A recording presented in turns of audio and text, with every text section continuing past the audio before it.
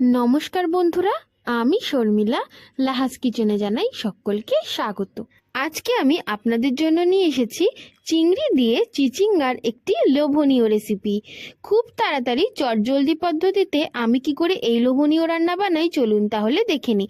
প্রথমে আমি দুটো মিডিয়াম সাইজের পেঁয়াজকে ঝিরি করে কেটে নেব, আর তিনখানা চিচিঙ্গাকেও আমি খোসা ছাড়িয়ে ঝিরি করে কেটে নেব।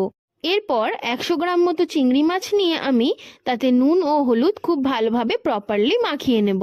নুন হলুদ মাখিয়ে 10 মিনিট রাখার পর আমি সর্ষের তেল গরম করে তাতে 1 চামচ কালো জিরে ফোড়ন দিয়ে খুব ভালো করে নাড়াচাড়া করে আগে থেকে নুন হলুদ মাখানো চিংড়ি মাছ সর্ষের তেলের মধ্যে দিয়ে দেব। ফোড়নের সাথে চিংড়ি মাছ খুব ভালো করে নাড়াচাড়া করে ওই সময় কিন্তু আমি দিয়ে দেব 1 কোয়া রসুন কুচি। এরপর আমি দিয়ে দেব 2টো কাঁচা লঙ্কা আর পেঁয়াজ কুচি। পেঁয়াজ কুচির সাথেও কিন্তু খুব ভালো করে চিংড়ি মাছগুলো নাড়াচাড়া করতে হবে।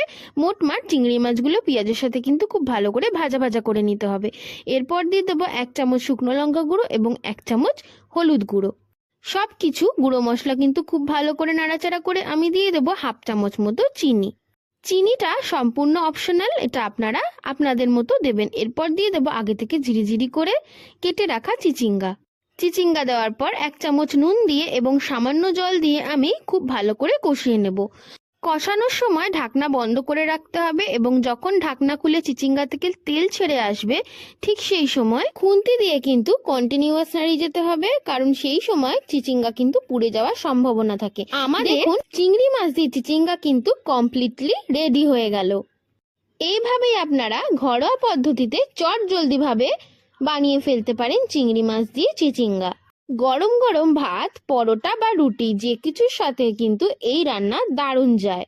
আর চিংড়ি দিয়ে চিচিঙ্গা ভালোবাসেন না এমন লোক কিন্তু খুবই কম আছে। যারা চিচিঙ্গা খেতে ভালোবাসেন না তাদেরকে একবার এইরকম ভাবে খাওয়ান, দেখবেন আপনাকে সত্যিই ধন্য করবে। আজকের আমার এই চিংড়ি দিয়ে চিচিঙ্গার রেসিপি এইটুকুই। আর আজকের রেসিপির ভিডিওটা যদি ভালো লেগে থাকে অবশ্যই কিন্তু আমার ভিডিওতে একটি লাইক করে দেবেন, আর কমেন্ট শেয়ার করতে কিন্তু একদম ভুলবেন না।